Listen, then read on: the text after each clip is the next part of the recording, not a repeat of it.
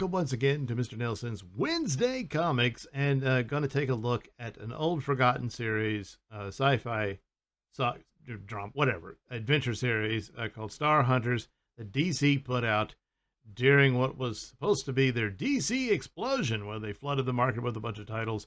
A lot of them gambled big, and well, it didn't work out. So just about all of them got canceled, and this was one that didn't make it, and unfortunately ended on a cliffhanger and has never been revisited in any form or fashion. Had been meaning to check it out and finally did some time ago, but other titles got in the way and finally found time to get back to it. But I was reminded of it in the recent Teen Titans series that Mark Waid did, where one of the characters, I forget which, was playing a video game called Star Hunters. So somebody there still remembers this title, featuring the adventures of Donovan Flint and his crew. So he's pretty much your roguish character, but with a heart of gold. You know, he's a shady guy, but still, and he's got specialized weapons and whatnot. And the main enemies here are the corporation. And there's a pretty girl who's ostensibly spying on him and whatnot, but at the same time, despite the fact that she doesn't particularly care for him at first, well, we know better than that, don't we? But unfortunately, the series didn't last long enough for them to have that much of a relationship. So that's the bad part about it all. Here's something. It began in this anthology series, DC Superstars Presents. So that's where it begins, and then it moves on into its own series. But it's got a pretty good, interesting spaceship design for them. But don't get too attached to it. It doesn't live long when they replace it with another. So they called the ship the Sun Rider, and the second one, can you guess what they called it? That's right, Sun Rider 2. So they eventually get there, but it's too bad it didn't. It was interesting. So they have all these rollicking adventures and whatnot, but ultimately, the corporation gets the drop on them, infects them with some sort of virus that if they return to Earth, they'll mutate into these hideous creatures. Oh, they don't want to do that. So the corporation says, well, now you work for us. So they've got to go find the true origins of man. And that's supposedly the overall plot. But it's one of these that everybody's being manipulated by somebody and that sort of thing. Yeah, they still had the Sunrider ship at this point. And this would be the first issue of its ongoing series. And there's other adventures along the way, as they pursue their core mission and run into ruffians and whatnot and all the good stuff that an adventure should have, and including nasty monsters. Oh boy, what are you going to do? Call the exterminator? Well, no, you're going to have to wait for guys like Donovan Flint to show up. So anyway, I guess it takes a while before they get to this point, but ultimately, Donovan seemingly dies and has an epiphany. That usually happens in the afterlife with their near-death experience, and discovers an overall plot by these godlike aliens who there's two factions and are manipulating the humans from afar, and one reaches out to Donovan, who we'll assume are the good guys, So that's when the real plot begins, and it's a nod to religion, and obviously God being on the good side and the devil being on the bad side, and you pick your sides, and that sort of thing, and you're really in service of those entities rather than just living your life or what have you, as the case may be. In this, but it's also kind of a precursor to like a Babylon 5 with the Vorlons and that kind of thing. Here we go. What happens when a hero dies? Oh no, how can you do this?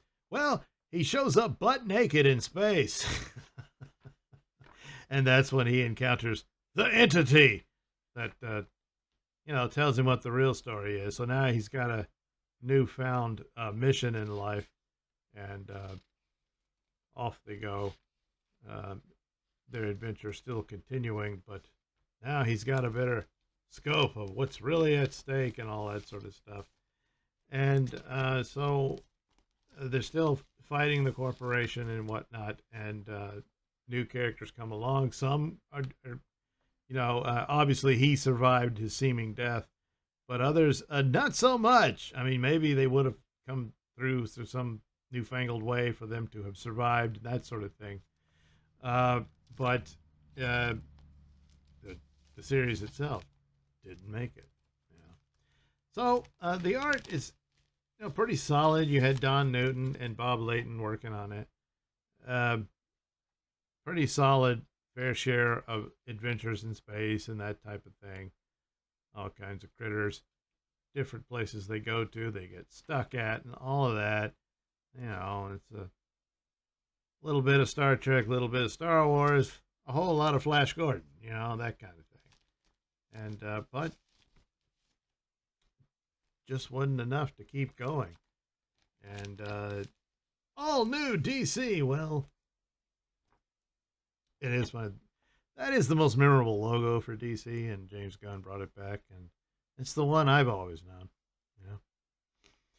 Meanwhile, the girl, she keeps trying to get more and more sexy as she goes.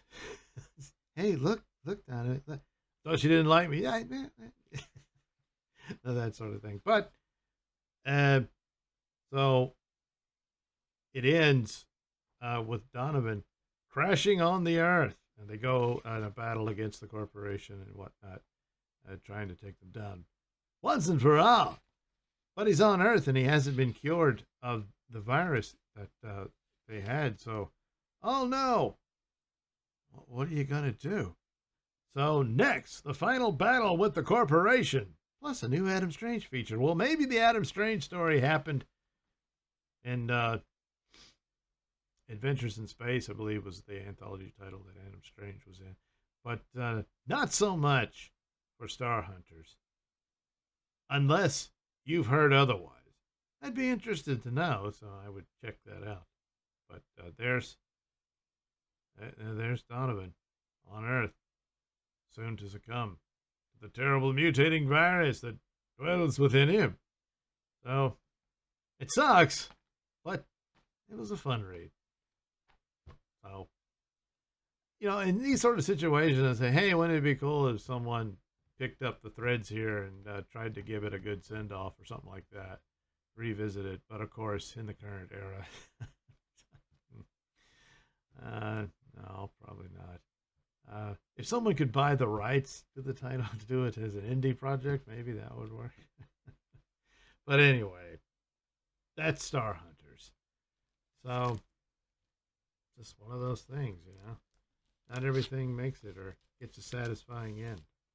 It seems like, couldn't they have done just one more title? I mean, obviously the arc, I assume, would be, they do defeat the corporation, but now there's this other overall greater war going on between these two, again, godlike factions and whatnot. So, but they spent too much money on the explosion, so they had to implode. Yeah. Oh, well. That's too bad. That's too bad for Star Hunters. Oh well, I guess I'm a little more broken up over it than I thought. I'll find something else to talk to you about next time on Mr. Nailsin's Wednesday Comics.